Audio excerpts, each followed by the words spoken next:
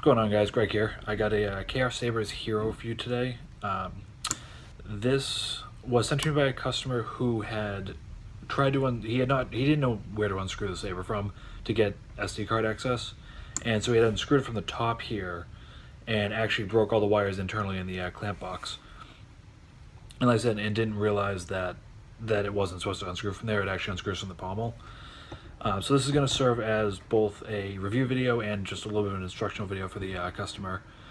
But yeah, so internally there's a Crystal Focus 8 that's been hacked to accept a 3.7 volt battery and no color extender, a green white Tri-Cree LED, like I said, 18650 battery, a GOTH chassis, a internal kill key, and then activation and auxiliary.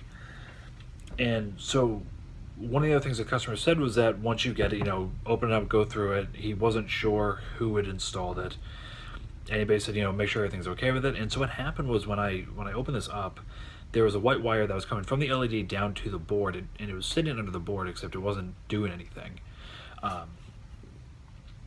And so I don't know if it was just left there because the installer didn't know what they did wrong or what.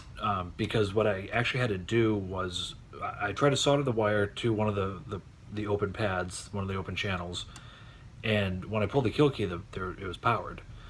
And what happened was the previous installer took all the positives and ran them together, and you can't do that for Crystal Focus. It has to have its own positive negative for each one.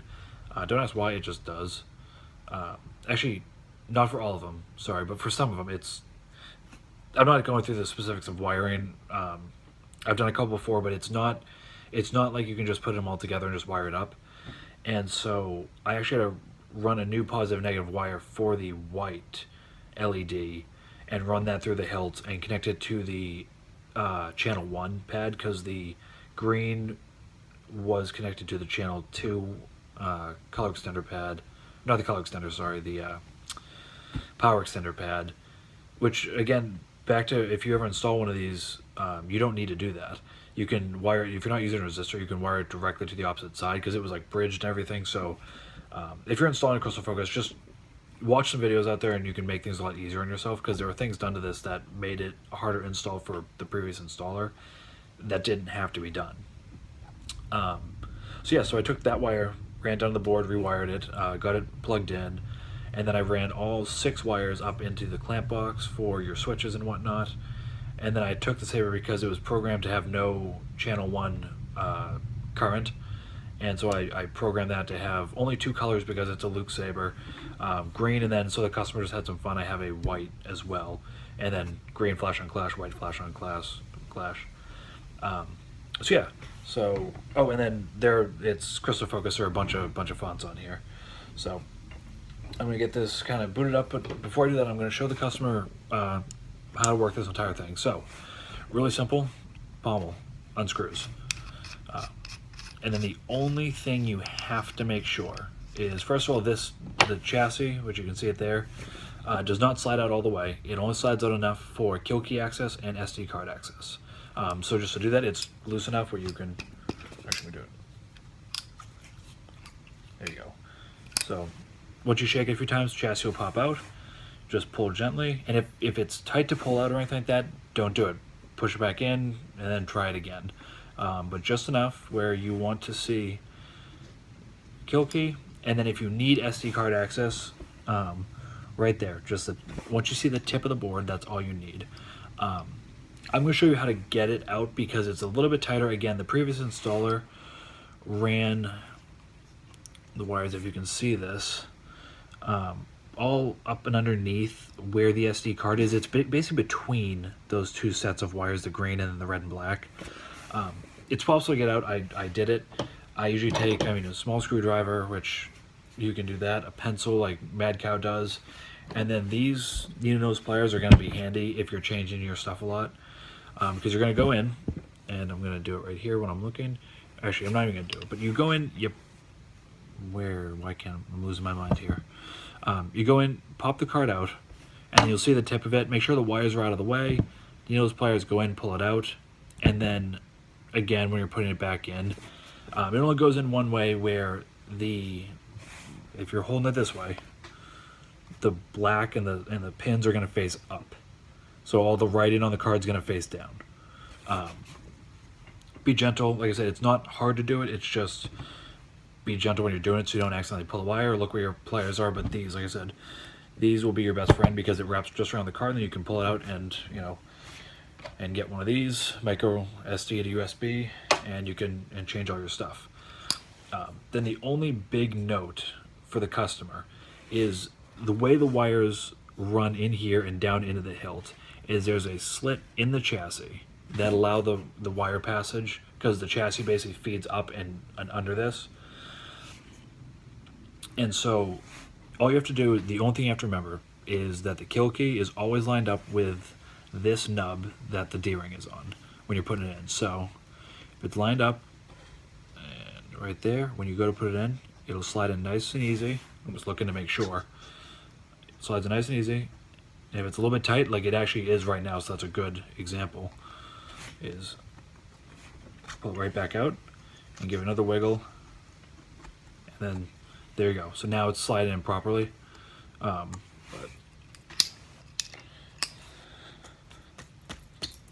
there you go. And then, like, again, slides back out. Okay. So just make sure the kill key is lined up with this right here. That's your most important thing. That's how you will not break your wires. And after that, that's your kill key. You can pull it. Yoda. You seek Yoda. You can leave it out, which I'm going to do for the video. Slide your chassis back in. Once it's in flush, don't push on the speaker. You can use your pommel to do the rest of the screwing in. There you go.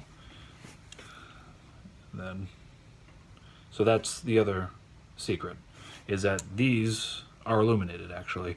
You didn't know that, but there you go. So and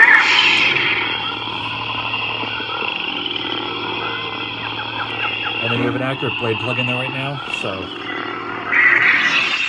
you just get the blade plug out. This is the torque screwdriver. This is not actually what you would use. You'd use your normal Allen key, but I didn't have one small enough, so we compromise. Blade plug out. Let's see, get that, and then power it back up. So you got accent LEDs here, normal there, with your, so you got white flash on flash.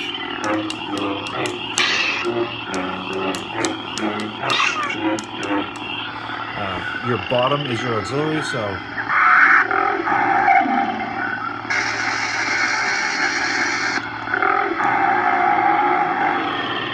and then if you want to change colors, it's two together. So it's only two, and this will have a green flash and flash. So there you go, and then power off. Again, I'm going to mess with this a little bit. You also asked me to tighten the clamp, and it is tight. It's a little bit loose, but like I said, I like it the way it is, but I want to get it a little bit tighter for you if I can. And then just to access the banks you have 12 banks. I'm not sure how much you know about the saber because you actually never got to use it, so I'm going to pretend like you don't know anything about it. No offense. So to access the banks, you press and hold the auxiliary. Sound bank selection. So that's Dagobah, I believe is what it's called. It's got like all the funny noises from Dagobah when Luke was there. So, and then you just press to cycle through. Welcome, young Skywalker. I have been expecting you. His lightsaber. Yes. A Jedi's weapon. I am a Jedi, like my father before me. So I'm gonna just choose that. I don't know what it is. So be it, Jedi. And then power back up.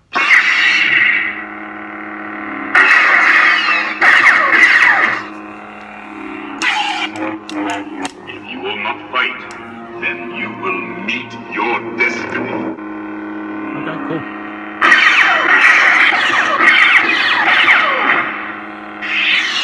Okay, so the one thing that you just saw right there, which is a feature that I believe is turned on per bank, where you can press your blaster and you can actually keep moving the saber within a short period of time. It'll keep doing blaster blocks. So these are just random features that I don't know how it was programmed beforehand, but I'm just figuring this out as we go. So I'll show you that, where you turn it on, press blaster once, and you can keep doing it.